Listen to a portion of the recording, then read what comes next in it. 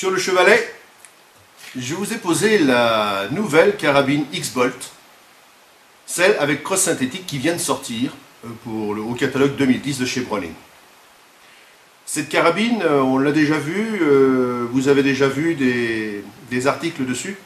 Je l'avais traité la version bois, maintenant la version synthétique qui vient de sortir avec une crosse Duratouch, toujours son sabot anti-recul Inflex et évidemment son canon flottant.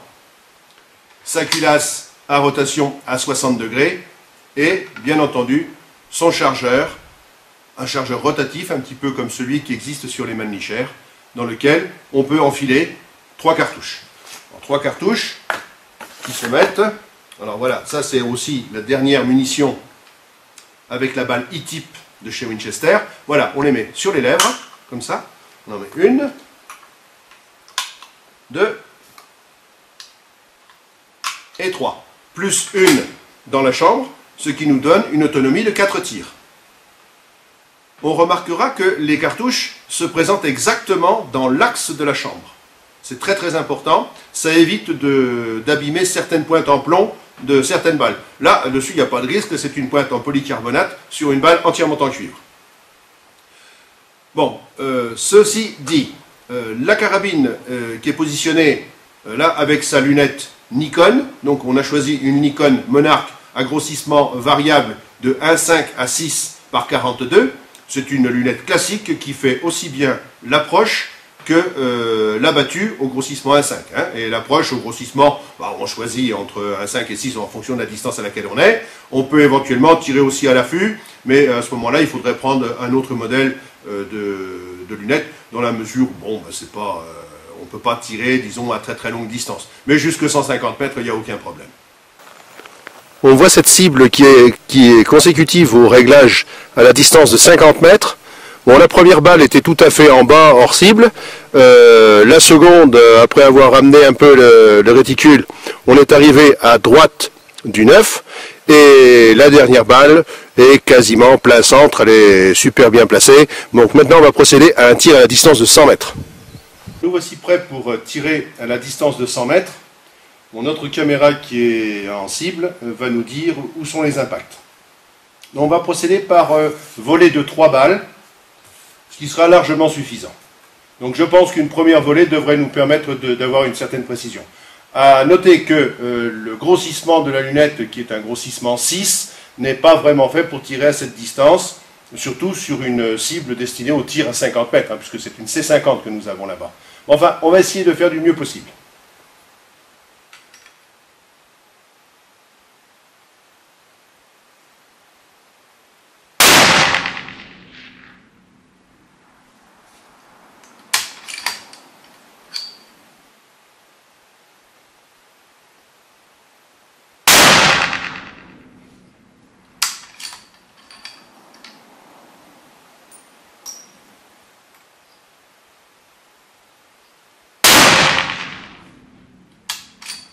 Voilà, 3 tirs, et je vais les contrôler en cible pour voir exactement où sont mes impacts. Après avoir visionné la cible à la distance de 100 mètres, on s'aperçoit qu'on est décalé d'environ 4 cm à gauche sur ces 3 impacts. Donc ce que je vais faire, je vais modifier mon réglage à partir de la lunette pour essayer de rectifier ce tir et d'essayer d'être aussi précis que possible à distance de 100 mètres. Voilà, 4 clics. Normalement, on devrait être bon. Maintenant, c'est là-bas que ça se passe. Nous sommes maintenant prêts pour une volée de 3 balles, après modification du réglage.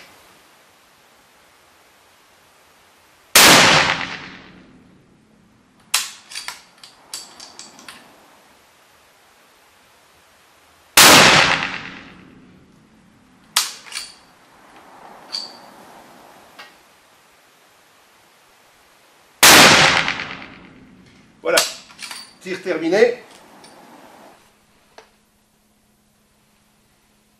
Bon, on va mettre le casque. Et on va essayer une munition ici du rechargement. Chargée à partir de douille Norma et de balles Speer de 130 grains.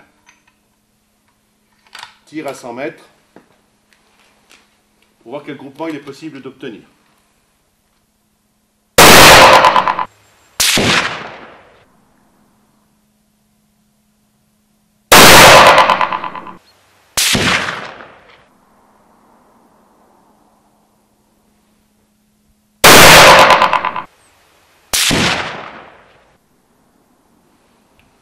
le tir reste haut, mais ça c'est pas bien grave. Donc c'est tout à fait satisfaisant, puisque l'on doit avoir peut-être pas 3 cm entre les trois impacts. Bon, voilà, la cible est placée maintenant à 200 mètres. On va essayer de placer quelques bonnes balles. On va faire une série de 3 balles parce que ça suffit amplement pour voir la précision. Bon, là sur une C50, c'est sûr que c'est du tir de précision.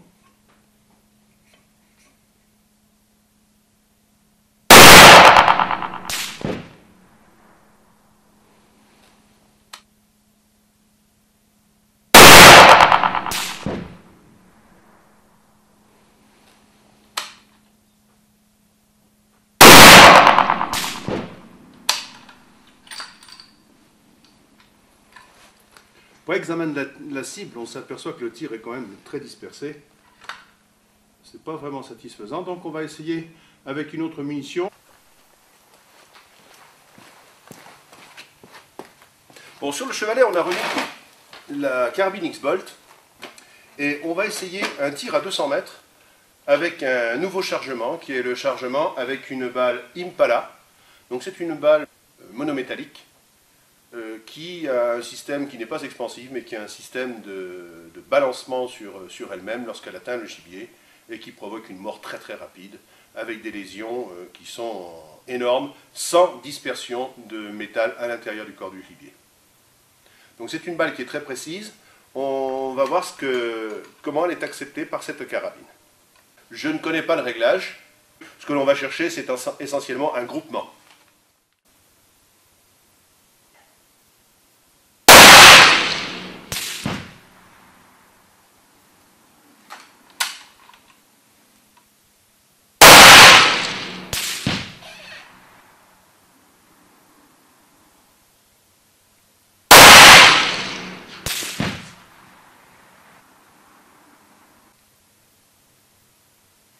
Bon, on a une dispersion verticale qui est assez importante. On va très décaler vers la droite, donc je vais essayer de récupérer pour essayer de la centrer. Et il me reste 4 balles, on va envoyer une volée de 3 et on verra quels sont les résultats. Donc modification du réglage. Voilà, en théorie, on ne devrait pas être trop mauvais. On va réessayer donc 3 balles.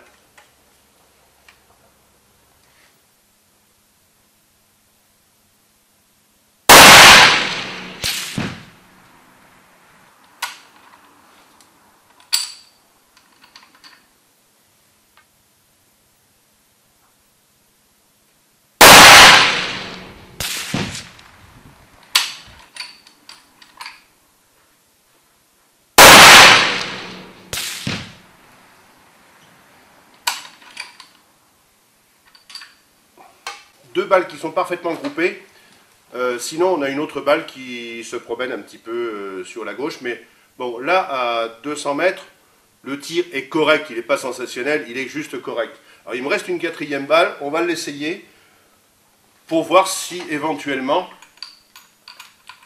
cette erreur de tir vient de moi ou je sais pas.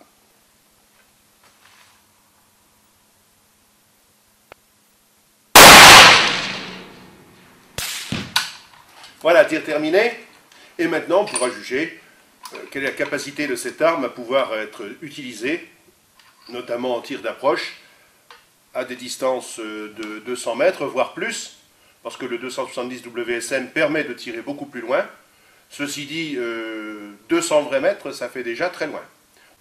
Voilà ce qu'on pouvait dire sur la X-Bolt, et qui a priori est une bonne petite carabine et qui peut être digne de confiance de tous les chasseurs.